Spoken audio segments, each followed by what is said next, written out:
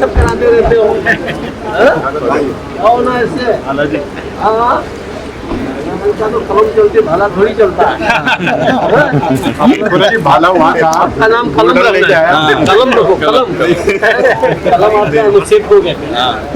हमने लोगों से कह दिया कि हमें जो रखेगा उसको तो सोना नहीं मिलेगा, फेंकने से मिलेगा। गोल्डन तो उसी मिलता है उसका। बोलने में क्या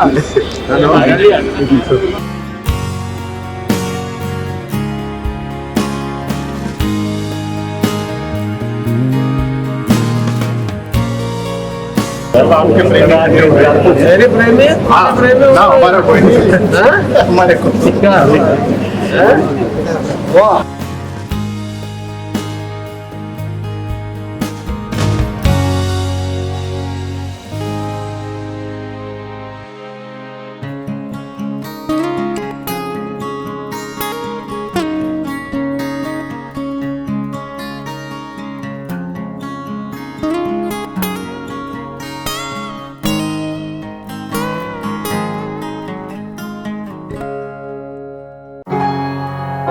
अपना स्थान ग्रहण करें। माननीय राज्यपाल जी कार्यक्रम के कुछ समय बाद भी आपके बीच में रहेंगे।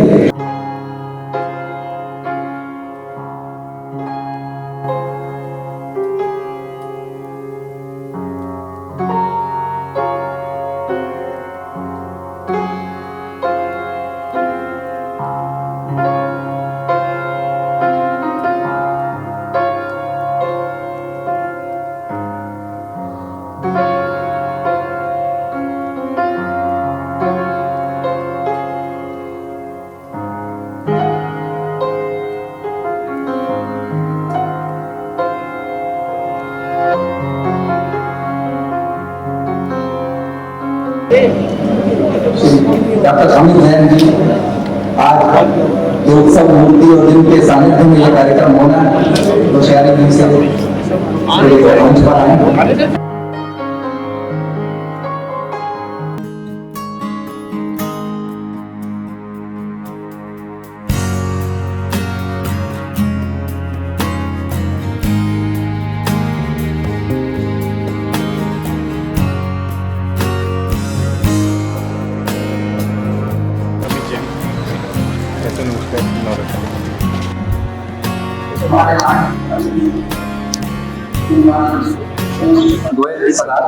कोविड में एकदम सिर्फ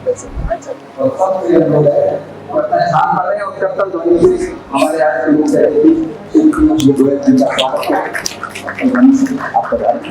हाँ जी, अमित जी से अनुरोध है कि आप सभी अतिथियों को मंच पर ले आए।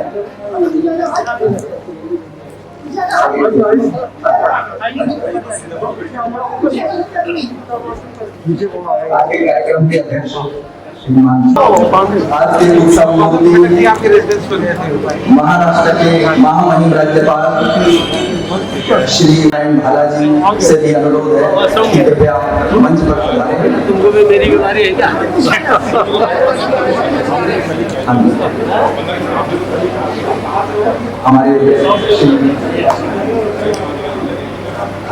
हमारे बहुत लोकप्रिय अश्विनी चौबे जी अनुरोध है कि आप मंच पर अपना स्थान ग्रहण करें।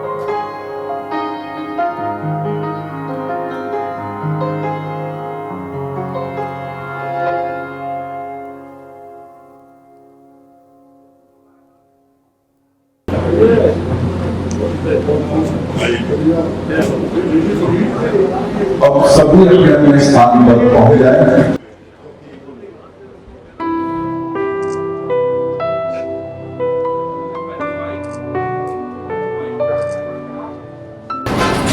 गण मन अधिनायक जय हे भारत भाग्य विधाता। पंजाब सिंध गुजरात मराठा द्राविड़ उत्कल बंगा। विंध्य हिमाचल यमुना गंगा उच्छल जलधि तरंगा। तव शुभ नामे जागे तव शुभ आशीष मांगे, गाहे तव जय गाथा। जन गण मंगलदायक जय हे, भारत भाग्य विधाता। जय हे, जय हे, जय हे, जय जय जय जय हे। माता की जय, भारत माता की जय। सभी अपना स्थान ग्रहण कर लें।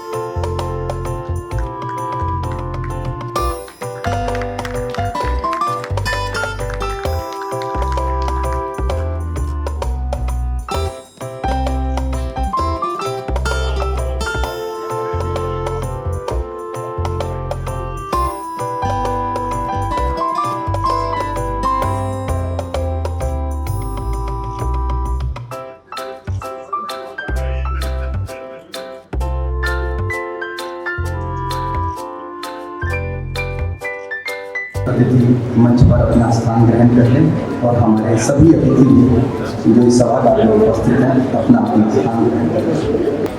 कार्यक्रम में अपना स्वागत वक्तव्य डॉक्टर अमित जैन जी।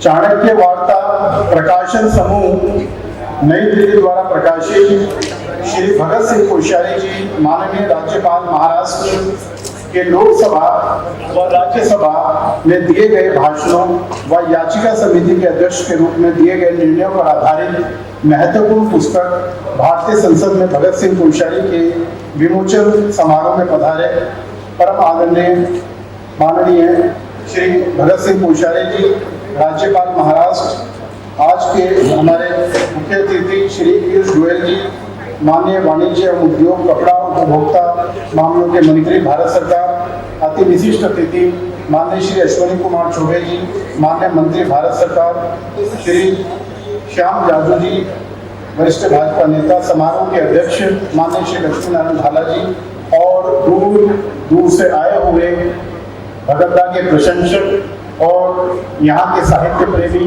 पत्रकार और बड़ी संख्या में उपस्थित हमारे मीडिया के बंधुओं, सबको मैं बहुत बहुत अभिनंदन करता हूँ आज के इस समारोह में। आदरणीय श्री भगत सिंह कोश्यारी जी के भारतीय संसद के दोनों सदनों राज्यसभा व लोकसभा में दिए गए वक्तव्यों तथा याचिका समिति के अध्यक्ष के रूप में अनेक महत्वपूर्ण विषयों पर उनके द्वारा संसद को दिए गए सुझावों को प्रकाशित करते हुए हमारा संस्थान अपने को अभिभूत और गौरवान्वित महसूस कर रहा है। इस पुस्तक में भगतदा के अनेक स्वरूपों के दर्शन होते हैं। केदारनाथ आपदा की चर्चा करते हुए जहाँ वे भावुक हो उठते हैं, वहीं देश के गरीबों की परेशानियों का उल्लेख करते हुए वे अपने अतीत की स्मृतियों में खो जाते हैं। देश की सरहदों की सुरक्षा को लेकर उनकी व्यापक चिंता उनके कई भाषणों में पढ़ी जा सकती है। भगतदा ने देश के सीमांत प्रदेशों की कठिन यात्राएं की हैं, अतः जब वे चीन से हमारे देश की सुरक्षा पर बोलते हैं तो उनका अध्ययनशील शोध हृदय व्याकुल हो उठता है और उन्हें भविष्य की चिंता सताती है। युग दृष्टा भगतदा ने राज्यसभा में आज से वर्षों पहले चीन की कुटिल चालों और 2020 में उसके द्वारा विश्व में नंबर 1 बनने की होड़ के बारे में स्पष्ट रूप से बता दिया था। देश विदेश की व्यापक समझ रखने वाले भगतदा ने भारतीय संसद को अपने भाषणों से समृद्ध किया है। भगतदा संसद में राष्ट्रभाषा हिंदी के अनूठे प्रचारक के रूप में भी दिखाई दिए, जहां उन्होंने हिंदी की अनेक लोक कहावतों को पुनः जीवित किया। कई भाषणों में भगतदा महाकवि कालिदास, गोस्वामी तुलसीदास आदि का स्मरण करते हुए भी दिखाई दिए। आपने हजारों हिंदी शब्दों का उपयोग करके संसद के अभिलेखागार को समृद्ध किया ही है, साथ ही वर्तमान संसद सदस्यों को भी प्रेरित किया है जो अपनी राष्ट्रभाषा को बोलने में भी संकोच करते हैं। भगत दा भारत के संविधान में निहित देश के चारों सदनों राज्यसभा, लोकसभा, विधानसभा एवं विधान परिषद के सदस्य रह चुके हैं। साथ ही उत्तराखंड के मुख्यमंत्री रहने के बाद वर्तमान में महाराष्ट्र के राज्यपाल का पद सुशोभित कर रहे हैं। इन सभी महत्वपूर्ण पदों पर रहने के बाद भी आपका व्यक्तित्व अपने वरिष्ठ समकक्ष एवं वरिष्ठ सदस्यों के प्रति अत्यंत उदार है। संसद में आप जहां अपने पूर्ववर्ती सदस्यों का प्रशंसा करते हुए दिखाई देते हैं, वहीं अपने साथी सदस्यों की भी आप समय समय पर प्रशंसा करते हैं।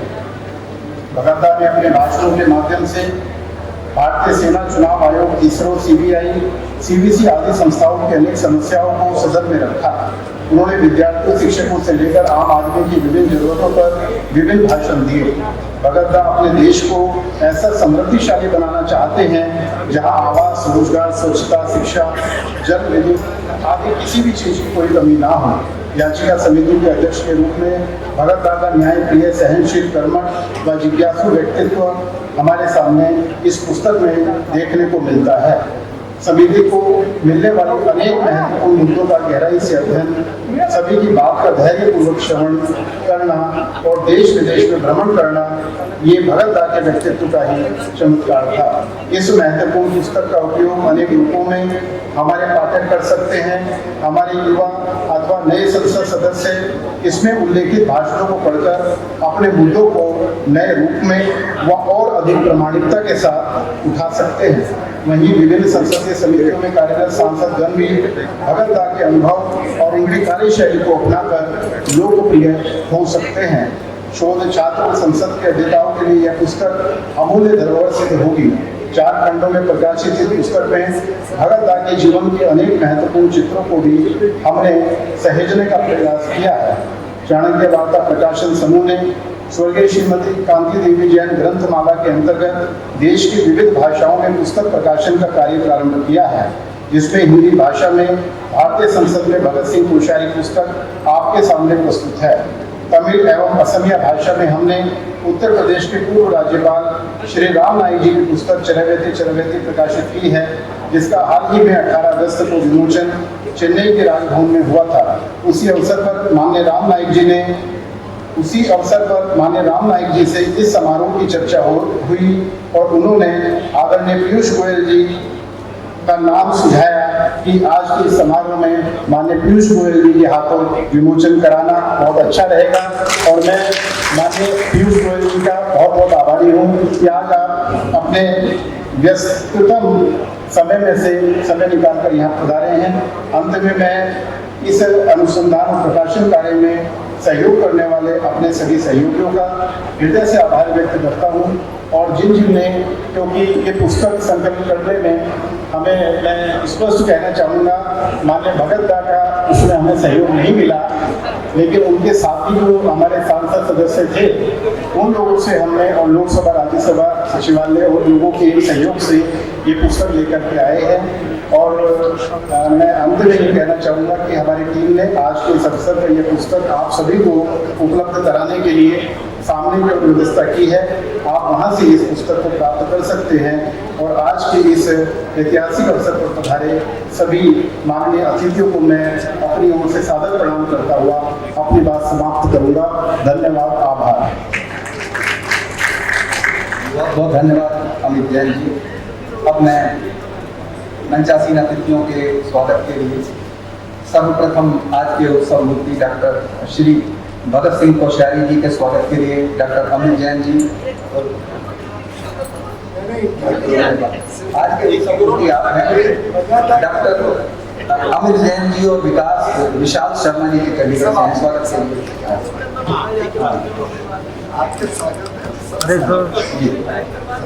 उसके बाद श्री पीयूष गोयल जी के स्वागत के लिए श्री प्रमोद महेश्वरी जी और दीनदयाल अग्रवाल जी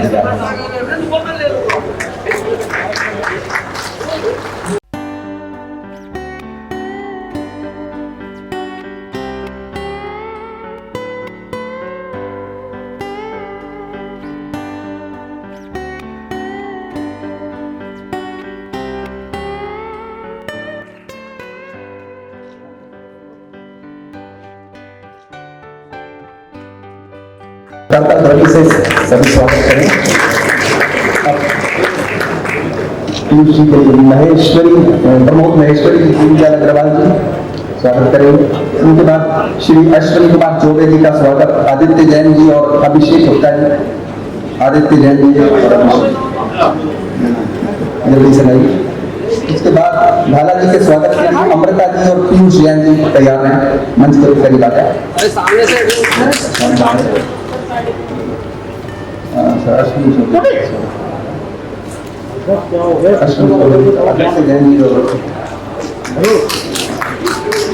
अरे प्रिंटर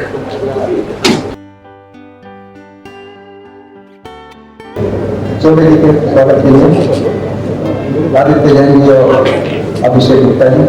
उसके बाद भाला जी के स्वागत के लिए अमृता जी नागपुर से और पीयूष जैन जी दिल्ली से। अमृता जी, भाला जी जो आज के अध्यक्ष हैं, वरिष्ठ संपादक। अमृता जी जो नागपुर से बता रहे हैं।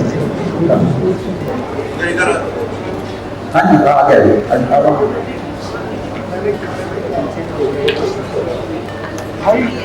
के बाद श्री श्याम जादू जी, वरिष्ठ भाजपा नेता जी के स्वागत के लिए अनमोल जैन जी, मनोज जैन जी जो चाणक्य वार्ता टीम मुजफ्फरनगर से आए हैं। अनमोल जैन जी, मनोज जैन जी, अनमोल जैन और मनोज जैन।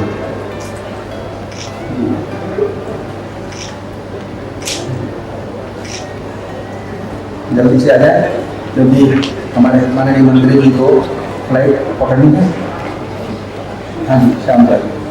इनके बाद प्रमोद महेश्वरी जी के स्वागत के लिए धर्मचंद जैन जी, अनिल जैन जी, प्रमोद जैन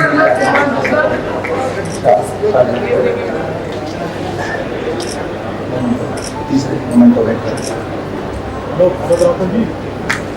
प्रमोद महेश्वरी जी के स्वागत के लिए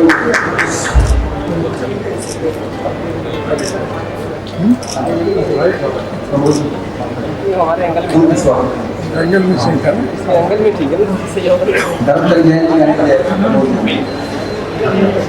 दीनदयाल अग्रवाल जी के स्वागत के लिए नरेश ठाकुर जी और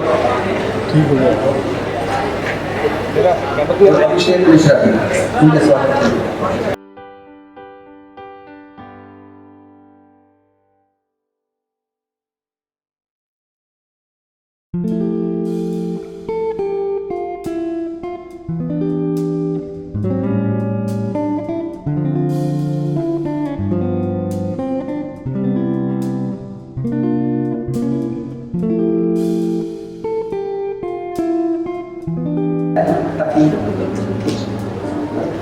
हमारे पीयूष जी पहले रेल मंत्री रहे हैं, उनका मानना है कि रेल की स्पीड तेज होनी चाहिए, बढ़नी चाहिए।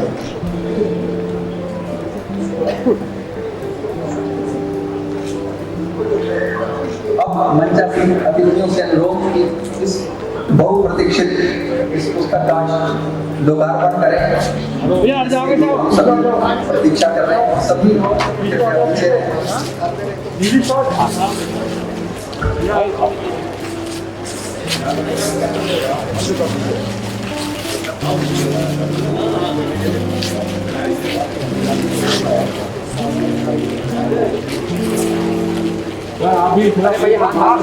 हाथ नीचे यार।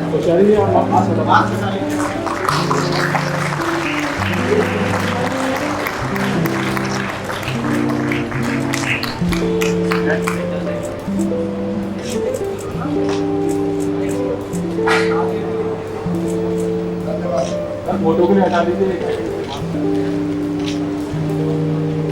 ये क्षण जिस पुस्तक की हम प्रतीक्षा कर रहे थे वो संपन्न हुआ। अब मंच पर हमारे अति विशिष्ट अतिथि श्री श्याम जादू जी जो वरिष्ठ भाजपा नेता हैं, इस कार्यक्रम के सहयोगी हैं, उनसे अनुरोध है कि आज के इस कार्यक्रम पर अपने विचार व्यक्त करें। श्याम, आप सभी से अनुरोध की जोरदार करतब ध्वनि से जादू जी का स्वागत।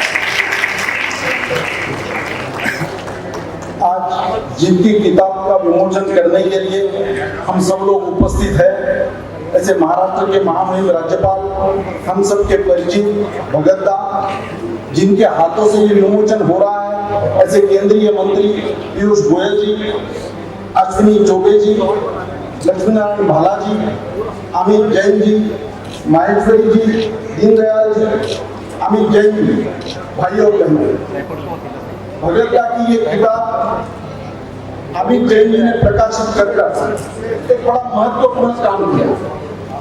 भगवद्गीता ऐसा देश का कोई एक सदन नहीं है जिस सदन के मेंबर रहेंगे। भारत की लोकतंत्र में विधानसभा, विधान परिषद, लोकसभा, राज्यसभा, चारों की चारों सदनों में रहने का भाग्य भगवद्गीता को मिला। और जब जब अपना नया नया अवसर उनको मिला तो उसको जनता की सेवा में समर्पित करने का काम उन्होंने किया। एक आदर्श लोक प्रतिनिधि के रूप में क्या किया जा सकता है, ऐसा एक मूर्तिमंत उदाहरण भगवद्गीता के रूप में हमारे सामने। भगवद्गीता मुख्यमंत्री रहे, भगवद्गीता अभी राज्यपाल, पर उनके व्यवहार में इस सदन में बैठे हुए सब लोग जानते हैं कि एक भी प्रसंग में वो इतने डाउन टू अर्थ नेता है कि लोगों को मिलनसार, मिलना जुलना, लोगों की समस्याओं में ध्यान देना, और ये जो पद मिला है वो जनता के लिए मिला है। इस प्रकार का व्यवहार उनका पूरा सामाजिक जीवन में रहा है, व्यक्तिगत जीवन में रहा है। मैंने तो उनको बहुत नजदीक से देखा। मैं 6 साल उनके सानिध्य में 11 अशोक रोड पर रहता था, तो उनके पास आने वालों की भीड़, आने वालों की समस्याएं समझना। तो गेट पर मुझे याद है एक बार सिक्योरिटी, अटल जी प्रधानमंत्री होने के कारण सबकी तलाशी ली जाती थी और अंदर आना कि नहीं आना वो सिक्योरिटी वाला तय करता था। भगवद्गीता को डांटते हुए मैंने कभी देखा नहीं, पर उस दिन गेट पर सिक्योरिटी वाले के पास जाकर उन्होंने कहा, भाई तुम तलाशी लेते हो? बोले हाँ लेते हैं। बोले फालतू आदमी को हम अंदर नहीं आने देते। भगवद्गीता ने कहा ऐसा है, यहाँ गेट पर आया हुआ हर आदमी वो फालतू है, काम के लिए आया, ये आपका विषय नहीं है। आप तलाशी लो, हर आदमी अंदर तक आएगा और उनको मैं मिलूंगा, आपको किसको रोकना नहीं। ये भगवद्गीता का स्वभाव। कार्य क्षेत्र में भी मैंने उनको देखा, घर से प्रचार में निकलते समय नोटों की गड्डी जेब में रखकर, तो देखा पहाड़ों में इस प्रकार के लोग मिलते हैं कि धीरे से किसका सुख दुख का प्रसंग है, किसके बेटी की शादी है, अपने आप उनके जेब में हाथ जाता है और वो अगले आदमी को आर्थिक मदद दी जाती है या अपने साथ वाले कार्यकर्ता को निर्देश दिया जाता है कि उनकी चिंता करना। ये भगवद्गीता का व्यक्तित्व, और इसलिए उनके सब भाषणों में उन्होंने देश के लिए कितना बड़ा कंट्रीब्यूशन किया, ये एक बात है। अभी नरेंद्र मोदी जी के नेतृत्व में सरकार ने इतने निर्णय किए, उस निर्णय में भगवद्गीता की सोच झलकती है। मुझे याद है 1 रैंक 1 पेंशन याचिका समिति के चेयरमैन होते हुए भगवद्गीता ने जो विषय रखा था, वही मोदी जी ने अपने प्रधानमंत्री काल में उसको एग्जीक्यूट किया। पूरा उत्तराखंड ये देवभूमि के रूप में जाना जाता है। पूरा उत्तराखंड एक शहादत की भूमि है, हर गली में कोई ना कोई शहादत मिलती है। ऐसे जवानों के लिए न्याय देने का काम भगवद्गीता के माध्यम से हुआ। भारतीय सेना हो, चुनाव आयोग हो, सीबीआई हो, सीबीसी हो, अनेक विषयों पर भगवद्गीता ने जो अपने विचार व्यक्त किए हैं, हम सोच नहीं सकते। उत्तराखंड ये बॉर्डर का स्टेट है, नेपाल का बॉर्डर वहां शुरू होता है, चाइना की बॉर्डर शुरू होती है। उसके विषय में उन्होंने उस समय जो विचार व्यक्त किए थे, आज उस सबका अनुभव हम सब लोग कर रहे हैं। इतना पॉडकास्ट कर भगवद्गीता ने जो स्पीच दिए, उत्तराखंड की तो चिंता की, सामान्य आदमी की चिंता की। एक कृषि परिवार से, एक देहात से आने के कारण समाज से उनकी संवेदना। मुझे याद है एक शेर भगवद्गीता के बारे में मैं कह सकता हूँ, जिंदगी जीना आसान नहीं होता, बिना संघर्ष भगवद्गीता जैसा कोई महान नहीं होता। ऐसा भगवद्गीता का व्यक्तित्व।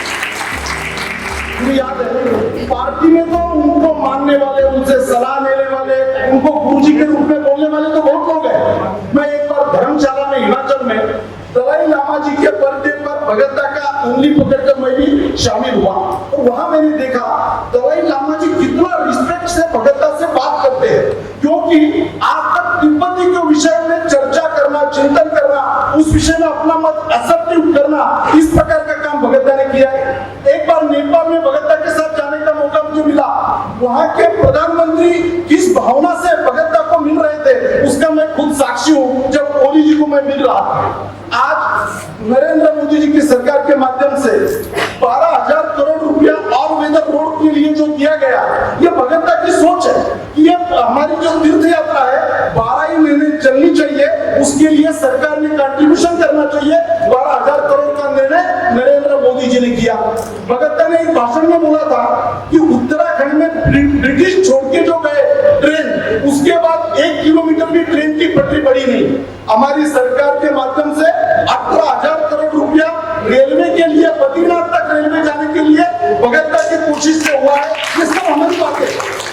इसलिए मुझे ऐसा लगता है कि भगतता ने केदारनाथ की चिंता की, केदारेश्वर नगरी वहां खड़ी हुई है। भगतता ने उत्तराखंड के लिए चिंता की, जलवायु की चिंता की, पर्यावरण की चिंता की, फॉरेस्ट की चिंता की, सामान्य आदमी की चिंता की, और अपना व्यवहार ऐसा रखा जो सबको सामाजिक जीवन में आदर्शवत स्थापित हो। इस प्रकार का भगतता का व्यवहार है। जो मैंने सिक्योरिटी वाले का बोला, जिस प्रकार की मदद देने का बोला, ये उनका व्यवहार है। इसके कारण हम सबको यहाँ पर खींच के लाया है।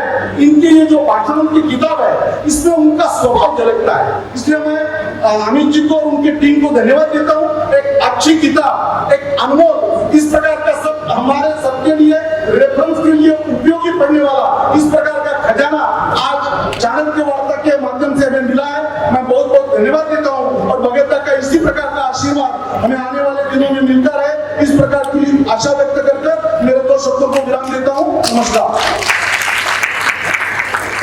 बहुत बहुत धन्यवाद श्री श्याम यादव जी, आपने पुरस्वी वाणी से इस सभागार को रोमांचित किया। अब मैं पर्यावरण, वन और जलवायु मंत्री श्री अश्विनी चौबे जी से अनुरोध करूँगा कि आज के इस कार्यक्रम पर आप बात रखें और आप सभी का स्वागत करें।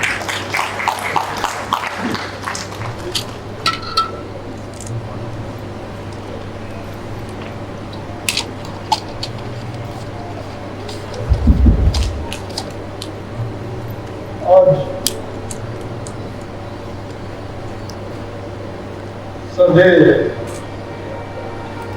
हमारे महामहिम राज्यपाल जो महाराष्ट्र के राज्यपाल महोदय हैं श्री भगत सिंह कोश्यारी जी हम सब लोगों के अभिभावक भी रहे और उनके संसदीय जीवन का मुख्य रूप से जो पुस्तक का भी विमोचन हुआ, उस विमोचन समारोह के मुख्य अतिथि राज्यसभा के नेता और साथ ही वाणिज्य, उपभोक्ता मामले, खाद्य आपूर्ति विभाग और अनेक ऐसे नेतृत्व को संभालते हुए जो आगे बढ़ रहे हैं, ऐसे हमारे पार्टी के वरिष्ठ नेता पार्टी मंत्री श्री पीयूष गोयल जी, साथ ही आज के इस कार्यक्रम की अध्यक्षता कर रहे हमारे बहुत ही पुराने मित्र, बड़े भाई कह सकते हैं, भाई हमारे श्री लक्ष्मी नारायण महाराज जी, जो विद्यार्थी परिषद के कालखंड से ही संघ के प्रचार के नाते और तब से लेकर आज तक ये जीवंत हम सब लोगों को स्नेह देते रहते हैं, सहयोग करते रहते हैं। साथ ही आपके इस कार्यक्रम में उपस्थित इन्होंने अभी आपके सामने संभाषण किया भाई श्री श्याम जी जाजू, जो पार्टी के वरिष्ठ नेता हैं, विद्यार्थी परिषद के कालखंड से हम सब लोग सहयोग करें। उसी प्रकार हमारे आपके इस कार्यक्रम के दो मुख्य रूप से जिन्होंने इसका मुख्य रूप किया है और सैकड़ों लोग यहाँ उपस्थित हैं, ये चाणक्य वार्ता के जो चाणक्य हैं हमारे डॉक्टर अमित जैन जी, और अमित जैन जी बड़े अच्छे लेखक भी हैं। ये जैन समाज के कई चीजों पर इनके शोध भी हुए और ये इनको डॉक्टरेट की भी उपाधि से नवाजा गया है। डॉक्टर अमित जैन बड़े साहित्य के धनी हैं और चाणक्य वार्ता के माध्यम से देश के कोने कोने से, क्या पूर्वांचल की बात हो, क्या उत्तरांचल की बात हो, क्या कन्याकुमारी की बात हो, हर क्षेत्र में इन्होंने जा करके इस चाणक्य वार्ता के माध्यम से देश की एकता और अखंडता को बरकरार रखने में कहा अपनी भूमिका अदा किया। और साथ ही आज के इस मंच पर विराजमान हमारे अग्रवाल जी, देवीदयाल जो चार्टर अकाउंटेंट भी है और सामाजिक सेवा में उनकी बहुत बड़ी भूमिका है। ऐसे सभी मंच पर विराजमान लव प्रतिष्ठित और मंच के सामने मैं देख रहा हूँ बड़ी भूमिका में बड़े संपन्न ऐसे ज्येष्ठ श्रेष्ठ बंधु बांधव, हमारी सभी मातृशक्ति भाई और बहनों, आज जिस बात की हम चर्चा कर रहे थे कि संसद के दोनों सदनों में 2009 और 2014 में तो मैं सांसद इनके साथ था और इनका प्रेम, इनका श्रेय भगत सिंह जी कोश्यारी जी का जिस प्रकार से याद आता है। अभी चर्चा किया श्याम जी ने, बड़े ही साधारण व्यक्ति और अभी भी जब राजभवन में रहते हैं तो राजभवन में राजा के जैसा नहीं, एक प्रजा की भूमिका अदा करते हैं और वहां भी प्रजा की चिंता करते हैं। हमारे गोस्वामी तुलसीदास जी ने अपने चौपाई में लिखा है, जास राज प्रभु प्रजा अधिकारी सो नृप हो नरक अधिकारी। जिस राज में प्रजा दुखी हो उस राज में राज करने वाला नरक का अधिकारी होता है और यह भूमिका होशियारी की बराबर अदा करते रहते हैं। जो भूमि से आते हैं वो दुर्लभ भूमि है और देवभूमि की जो चर्चा उन्होंने उनके संसदीय पुस्तक में जो लिखित है और इन्होंने कहा उत्तराखंड के देवभूमि की गरीबी का दर्शन कराया। संसद में कई बार जब ये बोलते रहते हैं और साथ बोलते रहे और साथ ही 2014 के लोकसभा में भी जब ये निर्वाचित हुए उस समय भी इन्होंने कई व्याख्यान किए और 2009 में तो इन्होंने क्लाइमेट चेंज पर बहुत बड़ी बात कही और उस समय की सरकार ने कांग्रेस सरकार पर बहुत प्रहार भी किया था और इन्होंने कहा था कि भाई एक कहावत है, जाके पैर न फटी विवाई, जाके पैर न फटी विवाई, वो क्या जाने पीर परा, वो पीर पराए क्या जानेगा। ये जमीन के लोग हैं, जमीन से जुड़े हुए लोग हैं, पर्वत से, श्रृंखला से, वनों से और देवभूमि दुर्लभ होगी जहाँ इन्होंने केदारनाथ धाम जी का वर्णन किया है। मैं उसका साक्षात हो गया हूँ। आप सभी जानते हैं कि 2013 की उस केदारनाथ की त्रासदी में जिस प्रकार से मैंने 4 दिनों तक मंदिर के घर में अपनों को भी खोया, 17 में से आधे लोग चले गए, आधे लोग हम सब परिवार बच के आए। उसमें देवभूमि की बहुत बड़ी कृपा रही और कोश्यारी जी जैसे लोग, आदरणीय हमारे आज के प्रधानमंत्री श्री नरेंद्र भाई मोदी जी जो उस समय मुख्यमंत्री थे गुजरात में, उनकी बड़ी भूमिका रही मुझे वहां से लाने में, आदरणीय राजनाथ सिंह और आप सब लोगों ने मुझे वहां से यहाँ प्रचार करके लाने का काम किया। ये मेरा सौभाग्य है और मैं जानता हूँ कि त्रासदी में किस प्रकार से वहाँ हम लोगों ने देखा है, जहाँ कागज की पुड़िया की तरह उस केदारनाथ के मंदिर में 4 दिनों तक रुके हम सब लोग थे और उस स्थिति को झेला। उसका भी वर्णन आपने इस पुस्तिका में आपको उल्लेखित किया है।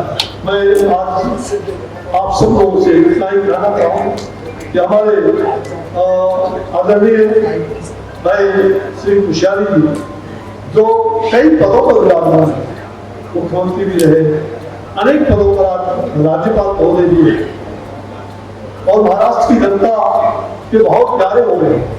जिन्हें जनता आज भी वहां की महाराष्ट्र की जनता ज्यादा करके अपनी व्यथा भी कहती है और उनकी व्यथा को भी ये सुनते हैं, बड़े दिल से प्यार से उनकी व्यथा को सुनकर उनके समाधान का भी उपाय करते रहते हैं। मैं आज इस अवसर पर कोश्यारी जी की दीर्घायु भगवान से प्रार्थना करता हूँ, सर्वम सुखम जीवन और हम सब लोगों को सुखी स्वस्थ जीवन जी करके मार्गदर्शन करते रहे, ये हमारी प्रार्थना है भगवान से। और हम जानते हैं कि बहुत ही केवल मार्गदर्शक ही नहीं, आने वाली पीढ़ियों को इस पुस्तक से बहुत बड़ा लाभ मिलेगा। संसदीय अनुभव भी जो इन्होंने इसमें बटोरा है उसका प्रत्यक्ष लाभ हमारी पीढ़ियों को मिलेगा इसमें सहयोग में। और ऐसे सभी हमारे जो अगुवाई है उनके लिए मार्गदर्शक प्रदर्शक के रूप में काम करेगा। इसलिए इस पुस्तक का विमोचन मैं राष्ट्रपति महोदय जी से मिलने गया था, लोकसभा अध्यक्ष जी से इसमें उनकी शिरकत हो राष्ट्रपति महोदय ने कहा है कि आप पुस्तक का विमोचन कर लीजिए और मैं पुस्तक के प्रथम प्रति जरूर होशियार जी के हाथों लूंगा। ये बात राष्ट्रपति महोदय ने कहा, लोकसभा अध्यक्ष जी उन्होंने भी कहा था, परसों भी मेरी बात भी ले हुए थे। उन्होंने कहा इस कार्यक्रम में मैं नहीं जा पा रहा हूँ, लेकिन मैं 3 तारीख के बाद जब आऊँगा तो निश्चित रूप से मैं इस पुस्तक को देखना चाहूँगा। और होशियारी जी का जो अभिभावक तो 2014 में मुझे लोकसभा में मिला है उसको मैं कभी भूल नहीं। तो मैं आज के इस अवसर पर आप सभी को बहुत बहुत धन्यवाद देते हुए, शुभकामना देते हुए और इतना ही कहूँगा कि इस पुस्तक के अवलोकन के बाद मुझे बिहारी की एक कविता याद है और वो कविता बिहारी ने कहा था, सच सही जाके दोहरे जो नामों के तीर देखन में छोटे लगे भाव करेगा।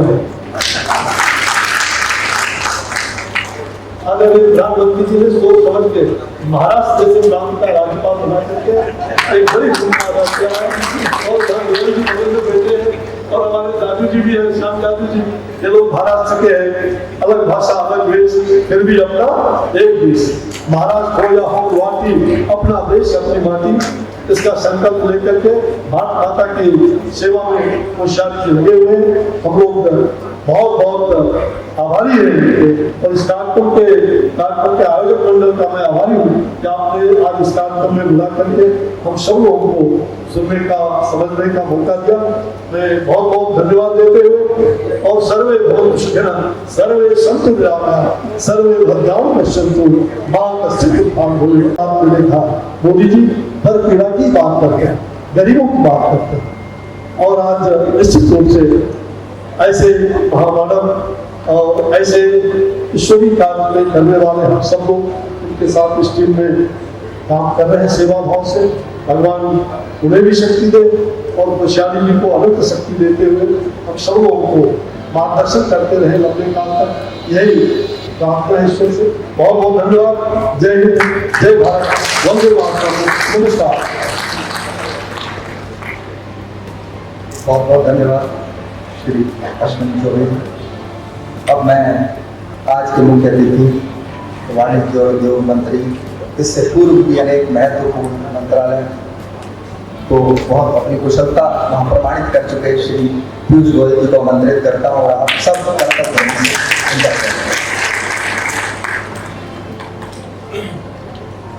बहुत बहुत धन्यवाद।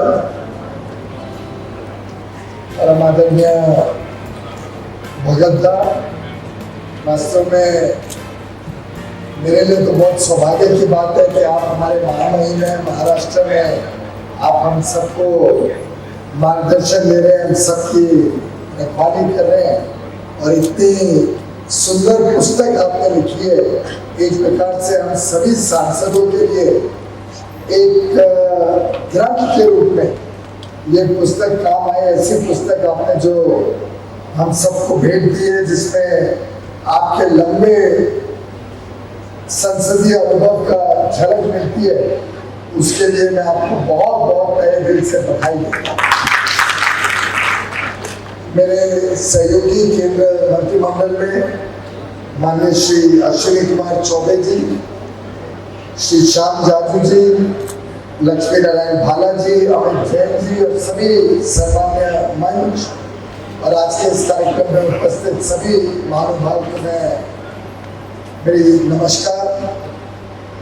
हम सबके लिए बहुत सौभाग्य की बात है कि इतने तेजस्वी व्यक्तित्व वाले लेकिन साथ ही सरलता के प्रति माननीय भगत सिंह कोश्यारी जी, महामहिम राज्यपाल महाराष्ट्र की इस किताब के आज कार्यक्रम में, किताब के विमोचन के कार्यक्रम में हम सबको भाग लेने का मौका मिला और एक प्रकार से जो इतना लंबा अनुभव समाज सेवा का, देश सेवा का इनका रहा है,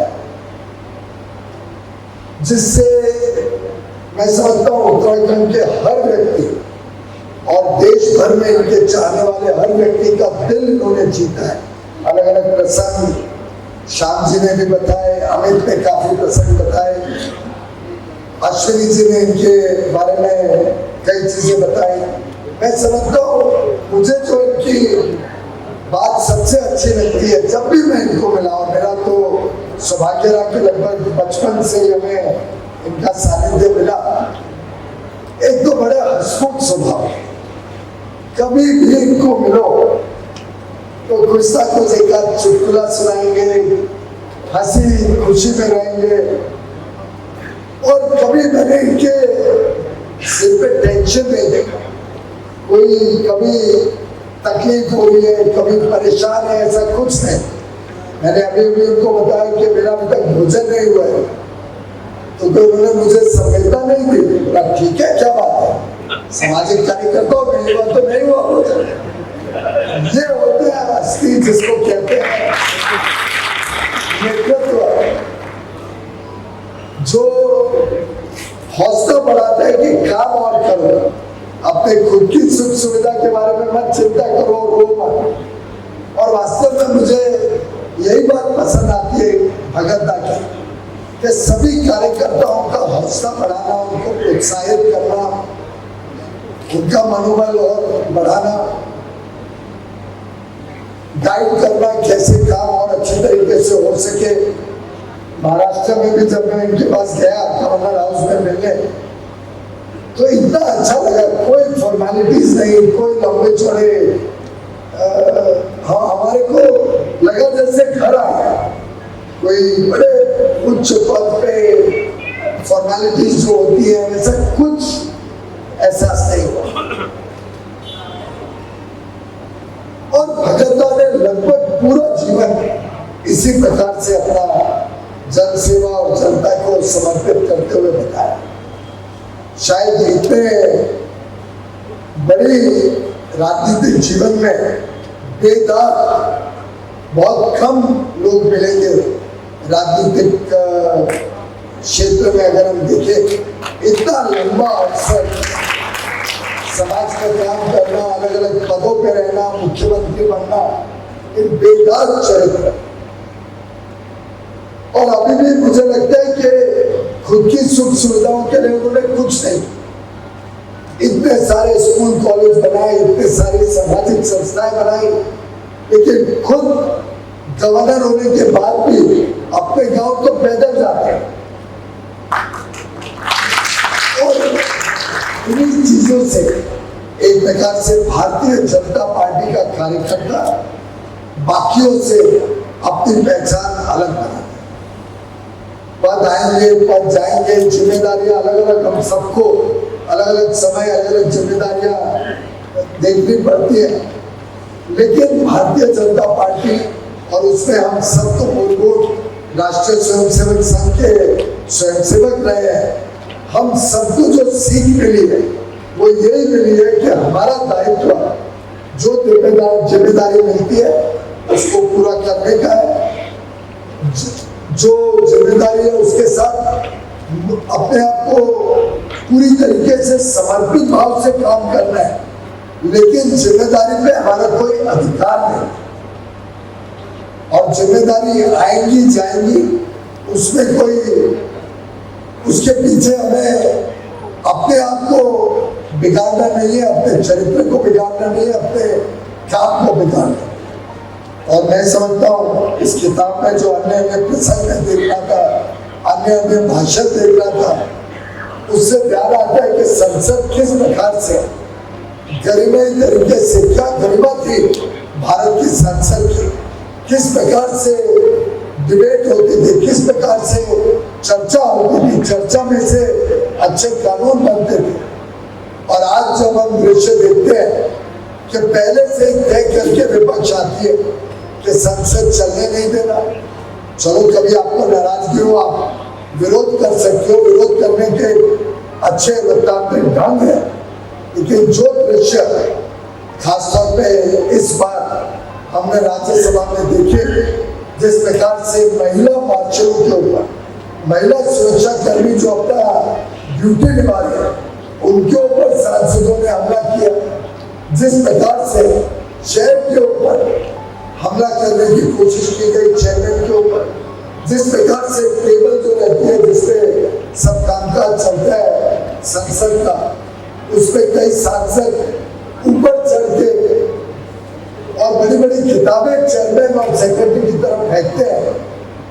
वहां पे नाचते हैं, कागज फाड़ फाड़ के चेयरमैन की तरफ फेंकते हैं, जो सीटी बजाना, जिस प्रकार की भद्दे तरीके का व्यवहार इस बार देखने को मिला, मैं समझता हूँ भगत जैसे जो कर्मठ सांसद रहे हैं, जिन्होंने बहुत ही शालीनता से संसद को चलाया है, उनको आज पीड़ा होती होगी इस प्रकार का व्यवहार संसद में देखा। और मैं तो मानता हूँ कि आज जो किताब हम विमोचन कर रहे हैं,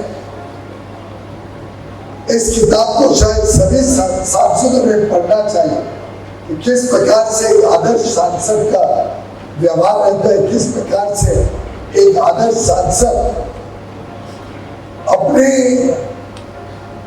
अपने विषय को रखता है, अपने विषय को गरिमाई तरीके से देश के समक्ष, बाकी सरकार के समक्ष रखता है, और किस प्रकार से चर्चा में से अच्छी तरीके से देश की समस्याओं का समाधान किया जा सकता है।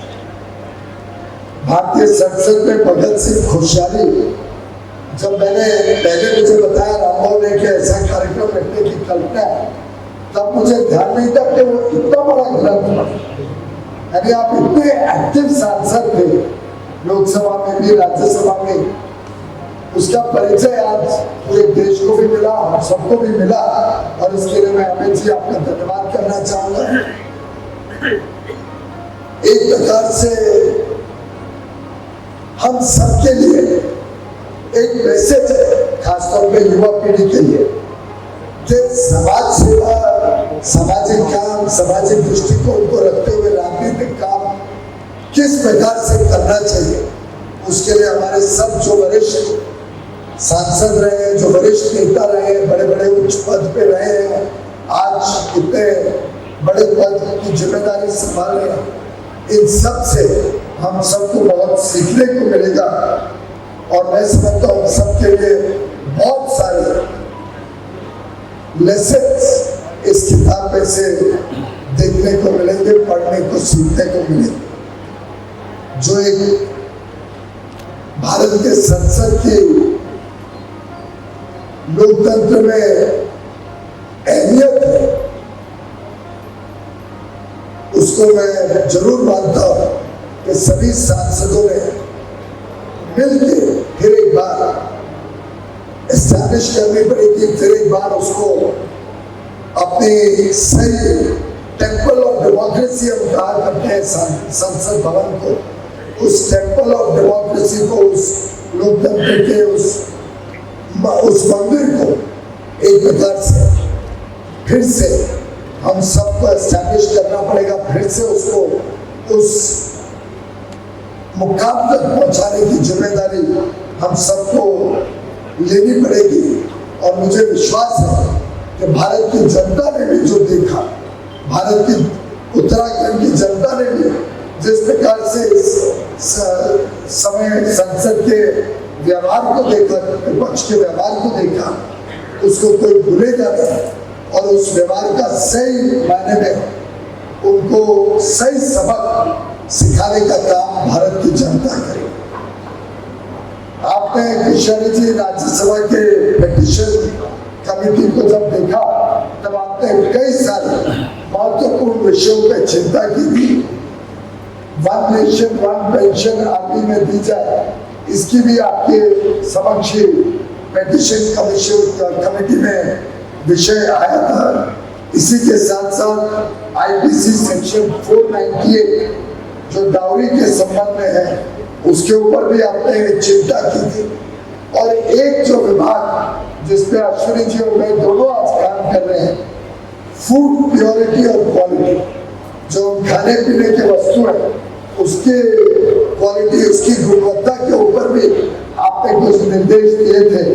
मैं समझता हूँ अश्विनी जी और मैं उन निर्देशों का पूरी तरीके से पालन करेंगे, ऐसा मैं आपको आश्वासन देना चाहता हूँ। मुझे विश्वास है कि कई सारे आपने विकास के काम उत्तराखंड में तेज गति से चलाए थे, जिसको आपका आशीर्वाद रहा। फिर वो चाहे चार धाम की कनेक्टिविटी हो, चाहे वो बद्रीनाथ और केदारनाथ की सड़क मान की बात हो जो आपने अभी अभी बताया, चाहे वो ऋषिकेश से कर्णप्रयाग की रेल की सुविधा की बात हो, इन सब पे माननीय प्रधानमंत्री नरेंद्र मोदी जी के नेतृत्व में सरकार तेजी से काम कर रही है। कर्णप्रयाग के रेल प्रोजेक्ट का तो मैं खुद साक्षी हूँ कि इतना बड़ा बजट में आवंटन माननीय मोदी जी ने दिया है कि उसको बहुत ही तेज गति से अब आगे हम चला पाएंगे। और बड़ा मुश्किल प्रोजेक्ट है, 125 किलोमीटर का ट्रैक है जिसमें 17 टनल है और 35 ब्रिज है।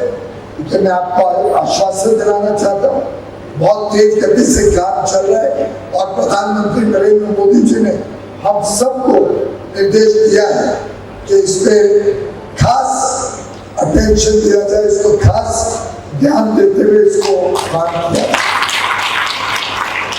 महामहिम जी की तरह आपने जिस प्रकार से अपने कर्तव्य का दायित्व का निर्माण किया, इसके लिए मैं आपको बधाई दूंगा। और मुझे लगता है ये जो आपकी पूरी यात्रा रही, एक पगडंडी से गांव के पहाड़ों की पगडंडी से राजपथ तक की जो ये यात्रा रही, आप ही के शब्दों में ये यात्रा बड़ी सुनहरी रही है। और आप इस यात्रा से जो हम सबको सिखाते, उस सीख से मुझे विश्वास है हम सब भारतीय जनता पार्टी के कार्यकर्ता बहुत ही लाभ लेते हैं। और आप जो प्यार, आप जो हम सबको मार्गदर्शन देते हैं, ये आप लगातार देते रहे, भगवान आपको दीर्घायु दे और आप समाज के कामों से लगातार जुड़े रहे, ऐसा हम सबको अपेक्षा भी है और हम सबका विश्वास है। आपका आशीर्वाद हम सबको मिलता रहे। इन्हीं शब्दों के साथ मैं आपको धन्यवाद करता हूँ। बहुत बहुत धन्यवाद श्रीमान पीयूष गोयल जी, आपने उस संसद से इस संसद तक की चित्र प्रस्तुत किया, आपका बहुत बहुत धन्यवाद। और श्री अनिल जैन जी जो जैन समाज के महामंत्री हैं, उनका और आप सभी का इस कार्यक्रम में उपस्थिति के लिए बहुत बहुत धन्यवाद, स्वागत। अब मैं आज के इस समारोह के अध्यक्ष, वरिष्ठ प्रचारक, चिंतक, साहित्यकार और इस देश के सबको एक सूत्र में जोड़ने वाले, आपातकाल जिसकी जिक्र अक्सर चौबे जी करते हैं, उसके अंदर एक विशिष्ट भूमिका निभाने वाले हम सबके मार्गदर्शक श्री लक्ष्मी नारायण भाला जी को आमंत्रित करता हूँ और आप सभी जोरदार करते हैं।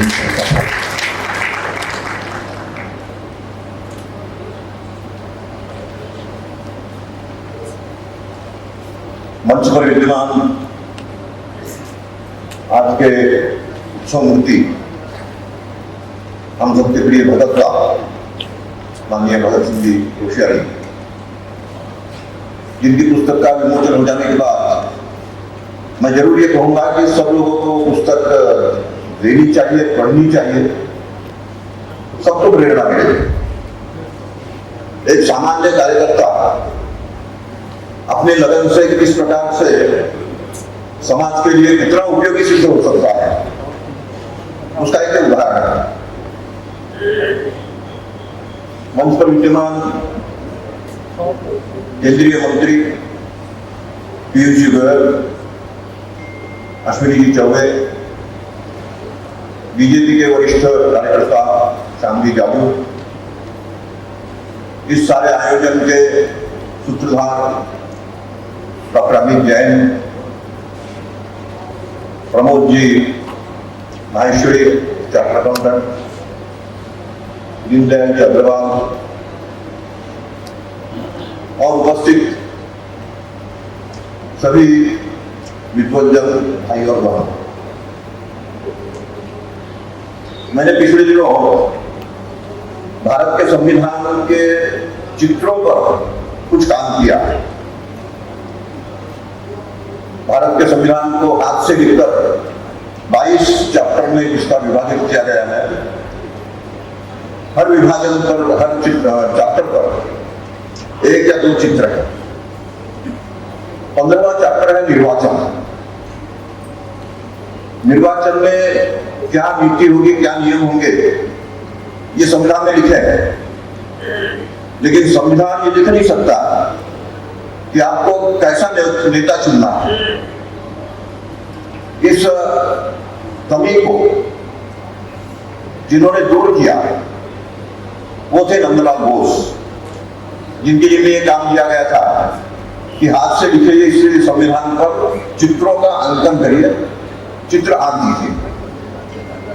उन्होंने बड़े गहराई से अध्ययन करते हुए निर्वाचन का जो चैप्टर है, निर्वाचन का जो भाग है 15वां, उस पर 2 चित्र अंकित किए। अभी पिछले दिनों राम नाईक जी की पुस्तक के विमोचन के समय यही बात मेरे मन में आई थी, वहां में बोला था, उसी को मैं दोहराना चाहूंगा कि जिस तरह से राम नाईक जी ने भी अपना कार्यकाल बड़ी सफलता के साथ और जनोपयोगी जिसको कहा जाए कि हम अगर जनता के प्रतिनिधि हैं तो जनता के लिए उपयोगी बने। और ये जब उपयोगी की बात करता हूं मैं तो स्वामी विवेकानंद की एक घटना याद आ जाती है। उनके गुरु रामकृष्ण परमहंस रामकृष्ण, उनके ध्यान के बाद गुरु भाई जो भी थे 8-10, वो सब लोग स्वामी जी के नेतृत्व में अपना आगे का भविष्य, हमें क्या करना है क्या नहीं करना है, इस पर विचार विमर्श करने के लिए बैठा करते थे। तो स्वामी जी उनसे आग्रह करते थे कि झोला लो, उसमें भारत का नक्शा अपने साथ रखो और भारत को देखो, भारत को जानो। भारत को जानोगे तो भारत में कुछ करने का मन बनेगा और वही आपकी आवश्यकता है। उस समय एक सन्यासी ने कहा कि अरे स्वामी जी, हमने घर इसलिए थोड़ी छोड़ा है, हम तो योगी बनना चाहते थे, योगी बनना है इसलिए हमने घर छोड़ा। तो इस पर उनका बड़ा मीठा सा जवाब होता था, कहते थे कि पहले उपयोगी तो बनो तब योगी बन जाओगे अपने आप। समाज के लिए उपयोगी बनना यह सबसे ज्यादा महत्वपूर्ण चीज आवश्यकता है, याद चीज है। और मैं समझता हूं कि नंदलाल बोस ने उसी बात को 2 चित्रों के द्वारा उस पर अंकित करके एक नया संदेश दिया। उन्होंने कहा कि नेता ऐसा होना चाहिए कि जो पराक्रमी हो और जो त्यागी हो। पराक्रम और त्याग, इन 2 गुणों के श्रेष्ठ प्रतीक वो उन्होंने अंकित कर दिए। मैं नहीं जानता कि श्रेष्ठ प्रतीक करने के बाद आप लोगों के आंखों के सामने कौन से चित्र आ रहे होंगे, लेकिन जब मैं कहूंगा कि पराक्रम का श्रेष्ठ प्रतीक छत्रपति शिवाजी है, तो निश्चित रूप से मैं कहूंगा कि मैं मानता हूं कि सब लोग पराक्रम की बात सुनते ही शिवाजी को याद किया होगा। वही बात उन्होंने वहां चित्र में अंकित कर दी। और त्याग का प्रतीक, गुरु गोविंद सिंह से अधिक त्याग किसी का नहीं, जिन्होंने अपने 4 बेटों का बलिदान कर दिया, पिता से भी बलिदानी होने के लिए प्रेरित किया, अपने गुरु पद का त्याग करते हुए कहा कि इसके बाद कोई गुरु नहीं होगा, धर्म से ही गुरु होंगे, खालसा पंथ की स्थापना की। तो इस प्रकार के जो श्रेष्ठ त्यागी, वैसे त्याग और पराक्रम, इसका प्रतीक इस रूप में 2 चित्र उन्होंने अंकित कर दिए। अब जब कभी राजनीतिक की तरफ देखते हैं और ऐसे लोगों को खोजने की कोशिश करते हैं तो बहुत मुश्किल से मिलते हैं। किसी में पराक्रम है लेकिन त्याग नहीं है, किसी में त्याग है तो पराक्रम करने की वो स्पृहा नहीं है। दोनों चीज किसी में हो ऐसे बहुत कम मिलते हैं। और मैं समझता हूं कि उन कम मिलने वालों में भगत सिंह कोश्यारी की है। तो ऐसे योजक तत्व दुर्लभ जैसे कहा गया है कि जो दुर्लभ व्यक्तित्व है, ऐसे व्यक्तित्व के धनी भगत दा है। मैं अपने भाषण को बहुत अधिक लंबा खींचना नहीं चाहता, तो कुल मिलाकर भगत जी का, भगत दा का जो व्यक्तित्व है वो इस पुस्तक में झलकता है। तो मैं जरूर कहूंगा कि कार्यक्रम समाप्त होने के बाद आप लोग उस पुस्तक को जरूर पढ़िए, देखिए, खरीदिए और उससे प्रेरणा प्राप्त करेंगे, इसका मुझे पूरा विश्वास है। धन्यवाद। बहुत बहुत धन्यवाद बालाजी का। अब मैं आज के उत्सव मूर्ति महाराष्ट्र के महामहिम राज्यपाल जिनके संसद के भाषणों का संग्रह आज पुस्तक के रूप में लोकार्पित हुआ है, उन्हें आमंत्रित करता हूँ और आप जोरदार करतब ध्वनि से उनका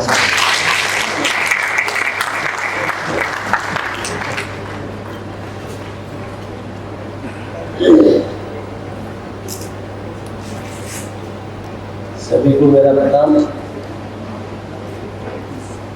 मुझे नहीं लगता कि मुझे कुछ बोलना चाहिए, ये भी समझ में नहीं आ रहा है कि बोलो तो कहाँ से, क्योंकि आज तक हमेशा अन्यों के लिए ही बोला, अन्यों के लिए ही बोला और अपनी पुस्तक अपने बारे में बोलना ऐसा लगता है कि जैसे जरा गड्ढे में जा रहे हैं। लेकिन ये आदरणीय हमारे अमीर भाई का आग्रह था, वैसे उन्होंने कार्यक्रम आज शुरू किया है, रखा है। इस अवसर पर यहाँ उपस्थित पीयूष जी को जाना था मुंबई, यहाँ की आज्ञा मानते नहीं मानते इन लोगों की, मुंबई वालों को आदेश आ गया कि पीयूष जी आपको तो रहना, किसका आया नाम नहीं बोलूंगा, अभी बता रहे थे। तो मैंने कहा भाई भारत में भाग्यवादी ये लोग, इस समय का अंचल यही ना होगा, मेरी सौभाग्य हमको मिलने वाला आ गए। तो आज के इस कार्यक्रम के मुख्य अतिथि आदरणीय पीयूष जी, केंद्र में मंत्री सभी लोग जानते हैं, हमारे केंद्र में मंत्री आदरणीय अश्विनी जी एकदम जनता से जुड़े हुए, बस मेरे जैसे धोती पहनने वाले अश्विनी जी से बहुत कम रह गए हैं, परंतु अनेकों प्रकार से तो उनसे दोस्ती है ही है। परंतु धोती की भी एक सामर्थ्य है, वो भी थोड़ा अश्विनी जी के भी पड़ता है आपकी, जैसे आदरणीय अश्विनी जी अपने श्याम जादू जी मेरे भाई जैसे ही है, साथ है साथी मान के चलता हूँ, ऐसे आगे श्याम जादू जी। और आज जिन्होंने इस कार्यक्रम के लिए और बड़ा अमित प्रयास किया है, अमित प्रयास माने अथक प्रयास, ऐसे चाणक्य वार्ता के हमारे इसी संपादक आदि श्रीमान नरेश जैन जी हमारे बीच में, अब हमारे बालाजी को जाने बोलना तो बहुत चाहते थे और बोलते भी बहुत अच्छा, बोलते अच्छा नहीं केवल तो जैसा बोलते वैसा जीवन जीते भी है। और इसलिए उन्होंने मेरे जैसे सामान्य आदमी की तुलना की त्याग और बलिदान और अत्यंत पराक्रम, कहाँ गुरु गोविंद सिंह, कहाँ शिवाजी, कहाँ मेरे जैसा छोटा भगत का, अभी इनकी महानता है। तो जो महान आदमी होता ना वो दूसरे को भी महान देखता है। और मैं जनता से ही कहता हूँ, अपने निवेदन लोगों से करता हूँ जो मेरे पास आते हैं, जो मेरे पास बात करते हैं, मैंने कहा जिस दिन आप दूसरे को अपने से बड़ा समझो और अपने को जितना विनम्र कर सको, विनम्रता से चलेंगे तो मैं सोचता हूँ कि आप भी महान हो जाएंगे। और ये महान है बालाजी, जिनकी किताबें मैंने पढ़ी, संसद में जो चित्र दे रखे हैं, अद्भुत दे रखे हैं। आप अपनी छोटी सी पुस्तक को देखेंगे तो संसद का बना था, उसमें अभी हमारे पीयूष जी ने शायद नहीं देखी वो किताब, को जरूर दी जाती है और को भी संसद में, संसद की एक प्रकार से मैंने देखा था रामा जो इस हमारे साथ संसद में थे, रिटायर्ड जज थे, तो उन्होंने पूरे श्लोक, पहले अगर आप संसद के दरवाजों के श्लोक देखेंगे तो मैं देखता हूं कि आप ये कहेंगे कि जो हमारे संविधान बनाने वाले लोग थे वो कितने दूरदर्शी थे, हमारे जीवन को जो प्रेरणा देते हैं, हमारे जीवन के लिए जो एक प्रकार से आदिकाल से लेके आज तक इस प्रकार के सूत्र हैं समाज को आगे बढ़ने के, ऐसे सूत्रों का वर्णन सारे दरवाजों पर है। सत्य में जयते से कितने कितने अच्छे वर्णन और रामा जोइस पे कलेक्शन करके पुस्तक बनाई।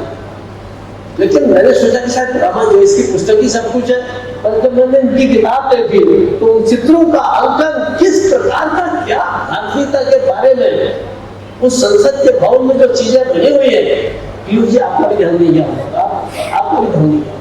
मतलब इनकी पुस्तक के बाद मुझे ये लगा कि अरे हम संसद में हैं और हमने संसद को इनको गहराई से देखा ही नहीं। हम तो जाते हैं वहाँ या तो भाषण में आएंगे या जैसा भी पीयूष जी कह रहे थे पूरे सत्र पर हमला करके बाहर आ जाएंगे। तो ऐसी एकदम हमारे यहाँ ऐसा सुंदर संसद बनी हुई है। तो उस संसद में भले ही हमारी नई शिक्षक बन रहे, वो भी उससे और अच्छे बनेगी, लेकिन हमारे जो संविधान आजादी के जो परवाने वो कैसे भारतीय संस्कृति का चिंतन करते थे, ये उसको देख करके पता लगेगा, न कि नेताओं के पुराने आज तो उसी को चल रहे हैं।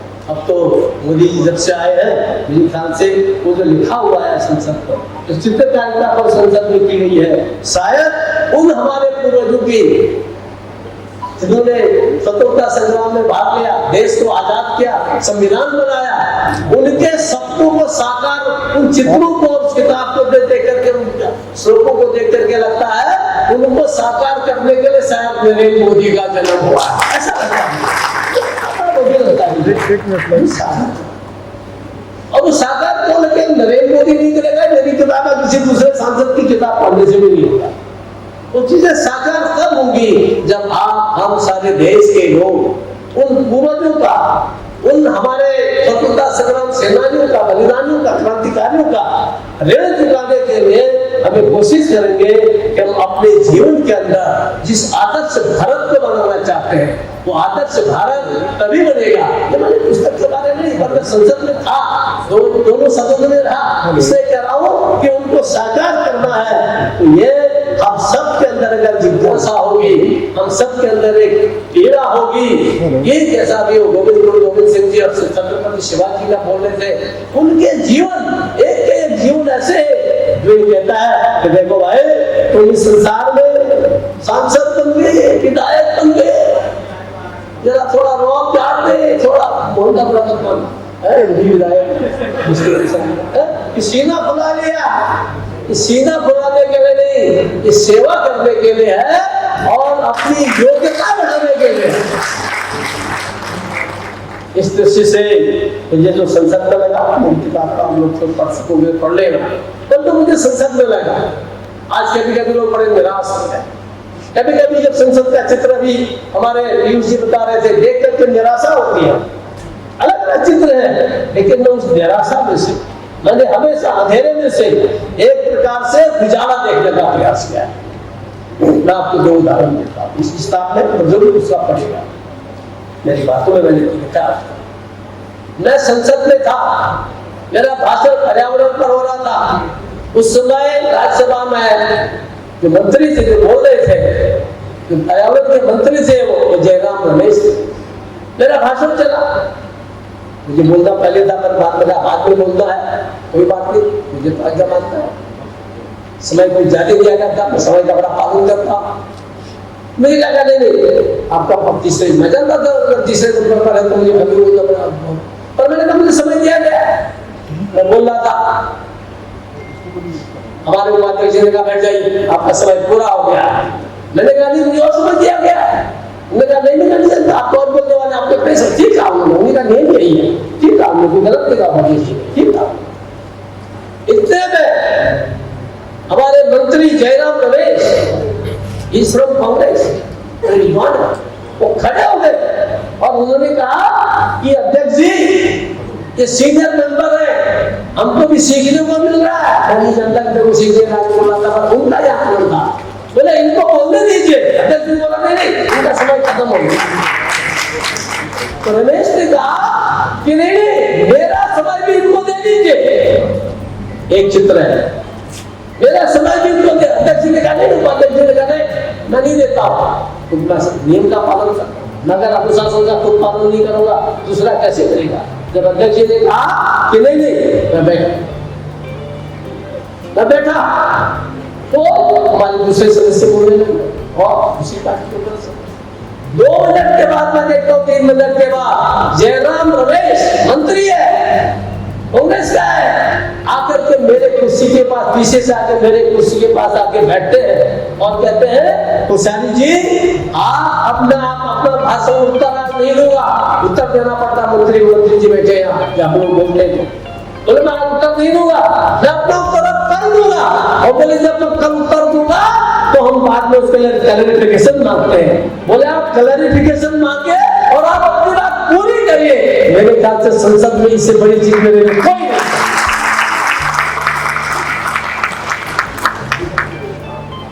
दूसरी चीज मैं लोकसभा में गया, अब पता नहीं कितने सभाओं में चला गया, अब लगता है बुढ़ापे में जवाब सभा में जाते क्या इच्छा हुई लगने की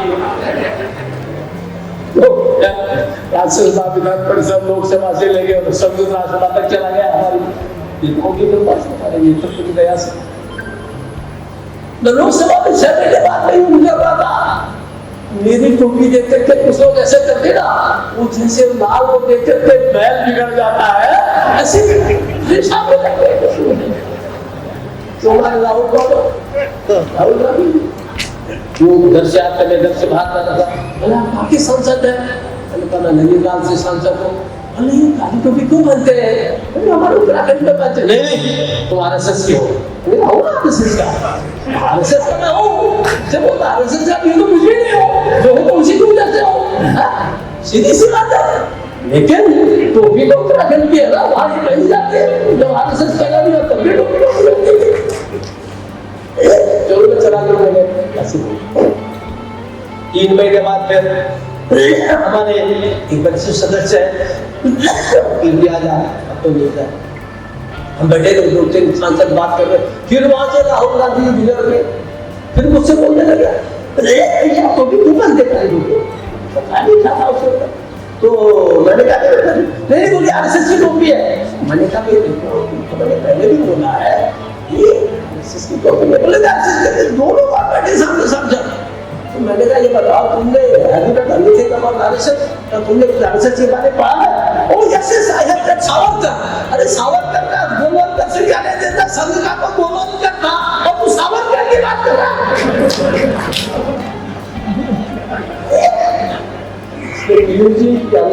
आपको सहन करना पड़ेगा, सब कुछ करना पड़ेगा, ऐसे लोग ये मैंने आपको कहा कि अंधेरा भी है, अंधेरे के बीच में उजाला भी है, प्रकाश भी है, प्रकाश की रेखा भी है। संसद चल रहा, मैं बहुत अधिक नहीं बोला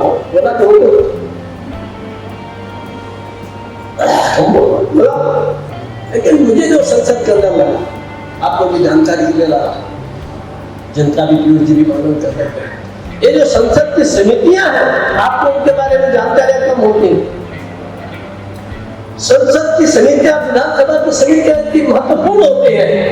हम संसद के अंदर लड़ते हैं विपक्ष और पक्ष वाले, लेकिन जब संसदीय समितियों में बैठक होती है, मैं दोनों सदनों में चेयरमैन था कमेटी का और उनमें सदस्य था बहुत सी कमेटी में, इतनी सदस्यता से होती है।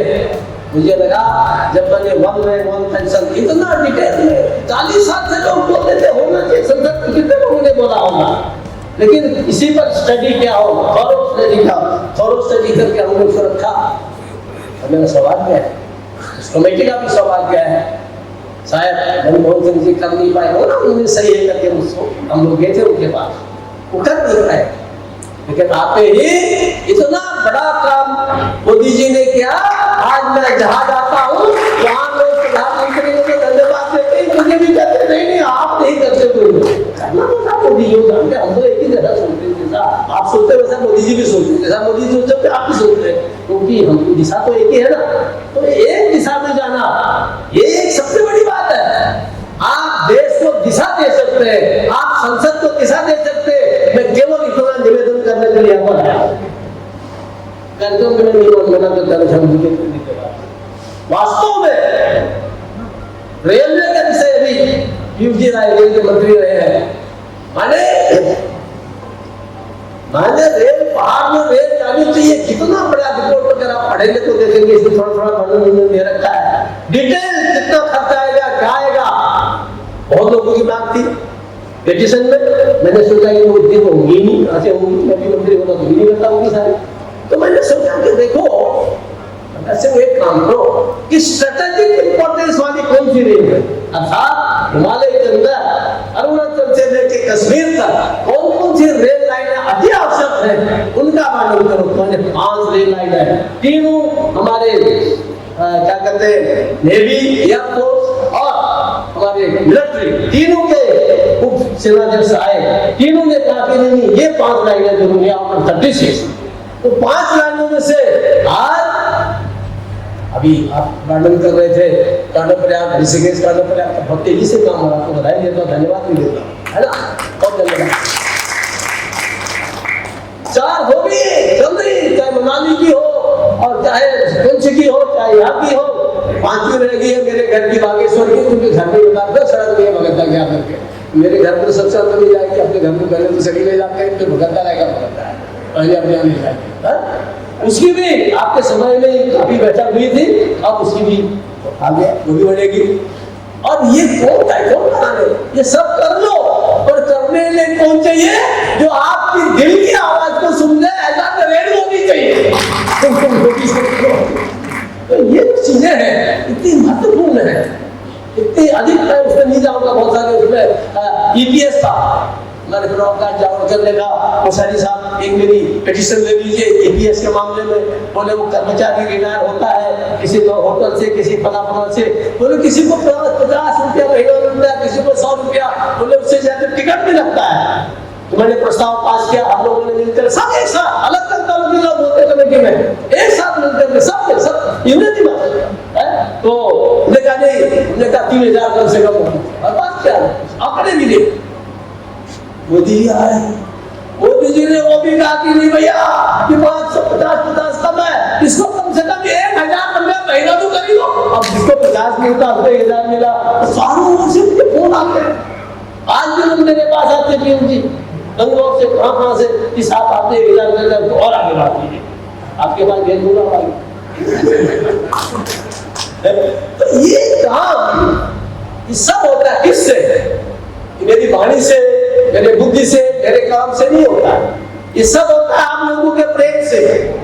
अगर आप प्रेम देंगे, त्याग देंगे, तो निश्चित रूप से जैसे आज घर घर में शौचालय बना दिया, घर घर में बिजली पहुंचा दी, और घर घर के बाद गाँव तक दूर दूर तक सड़क पहुंचा दी, क्या क्या किया जा रहा है।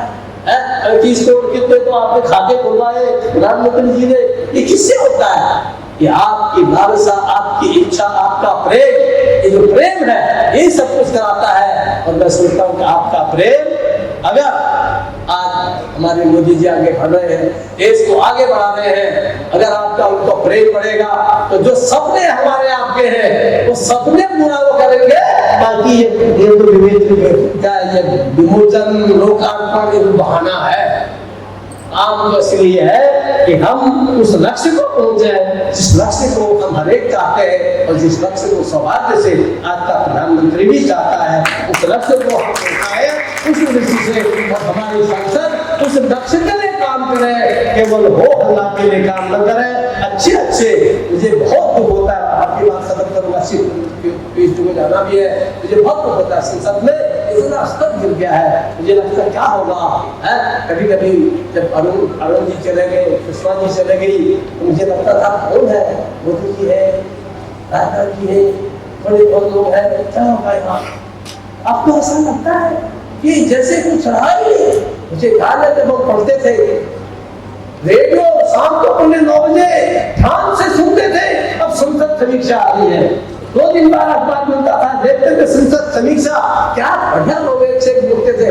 उनमें से कोई बीजेपी का तो किसी जमाने में थोड़े बहुत श्यामा प्रसाद मुखर्जी रहेंगे, बाद में थोड़ा अटल जी आए होंगे, बाकी तो कितने लोग से बीजेपी के नहीं थे, कोई भूपेश सिंह नहीं थे, हिरेन मुखर्जी नहीं थे, कोई पीनू मोदी नहीं थे, लेकिन क्या बोलते थे, लगता था कि हाँ संसद है, सांसद है, इच्छा होती। मैं भी हमेशा बचपन से मैंने कोई इलेक्शन में लड़ूंगा तो अभी करके भी सोचता यार एक बार संसद में जाना तो कैसे होता, उनको देख करके दिल से प्रेरणा मिले।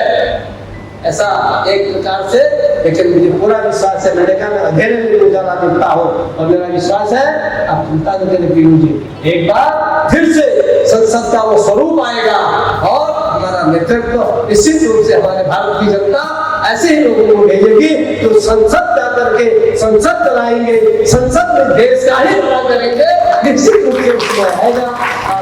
सब में अमित जी को मैं बहुत बहुत धन्यवाद देता हूँ, उनके साथियों को धन्यवाद देता हूँ। इन्होंने पता नहीं कहाँ से आज एक सिंह का बड़ा काम करता हूँ, दिखाई नहीं दे रहा है, इनके पीछे भी बहुत काम करते देखा था मैंने, इनके और साथी लोग हैं बहुत काम करते हैं और इसके पीछे लगे रहे, इतना योग्य तो मैं नहीं था, पर मैं इनका आभार प्रकट करता हूँ। इस बहाने आपके दर्शन करने का मुझे मौका दे दिया और शांति में जाके मुझे बता इनको भी धन्यवाद देता हूँ और आप सबको विशेष करके आदरणीय पीयूष जी और आदरणीय अश्विनी जी को बहुत आभारी हूँ। अपने व्यस्त समय में उन लोगों ने मेरे छोटे से काम के लिए इतना समय निकाला, आप सबके प्रति बहुत बहुत आभार, बहुत बहुत धन्यवाद। बहुत धन्यवाद आपके आज के इस कार्यक्रम में विचार व्यक्त किए। अब मैं इस पुस्तक के प्रकाशन में सहयोगी डॉक्टर कमल सिंघल जी, हरीश जैन जी और YS नेगी जी को हम करता हूँ उन्हें सम्मानित करें। YS नेगी कृपया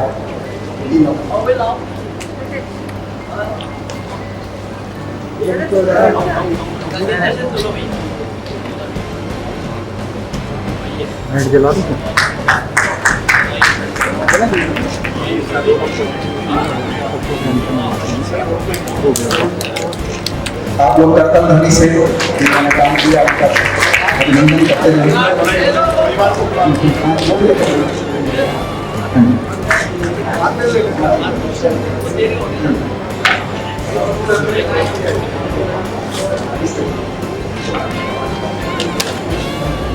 आइए आप लोग आइए।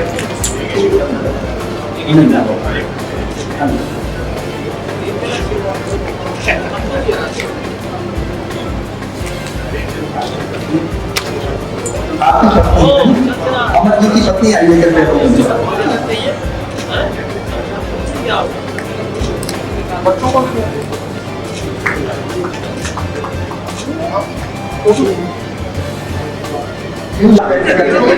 श्री परमेश्वरी, श्री प्रमोद महेश्वरी को आमंत्रित करना।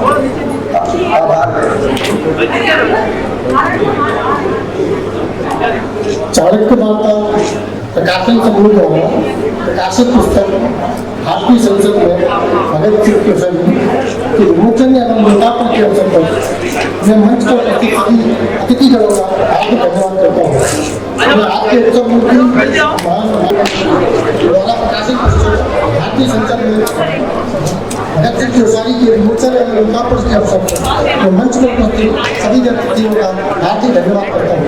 मैं आज के उत्सव मूर्ति महामहिम राज्यपाल श्री भगत सिंह केसरी जी का आभार करता हूँ, जो मुंबई से दिल्ली आकर इस कार्यक्रम की सेवा भागी और हमारा उत्साह बढ़ा दिया है। मुख्य अतिथि माननीय श्री पीयूष गोयल जी का, केंद्रीय मंत्री जी का आभार, जिन्होंने अपने व्यस्त समय में से समय निकाल कर इस पुस्तक का लोकार्पण करने के लिए समय निकाला और हमारा मार्गदर्शन किया। अध्यक्षता कर रहे RSS के वरिष्ठ प्रचारक श्री लक्ष्मीनारायण भाला, माननीय केंद्रीय राज्य मंत्री श्री अश्विनी चौबे जी, माननीय श्याम जारी जी का भी बहुत बहुत आभार व्यक्त करता हूँ, जो अपने कार्यक्रम में यहाँ उपस्थित है। चाणक्य माता प्रकाश समूह के डॉक्टर अमित जैन जी का भी बहुत बहुत धन्यवाद, जिन्होंने जिनके अटक प्रयास से ये किताब हम सभी को उपलब्ध करवाई है।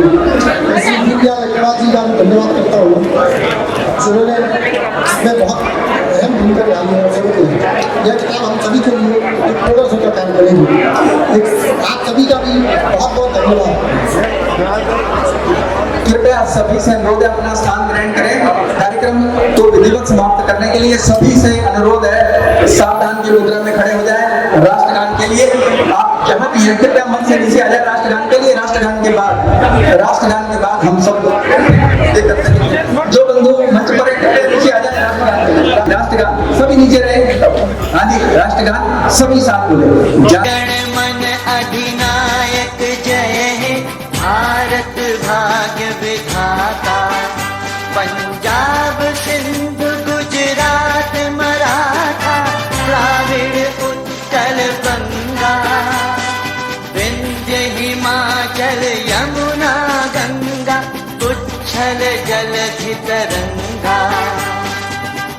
शुभ नामे जागे, तव शुभ आशीष मागे, गाहे तव जय गाथा।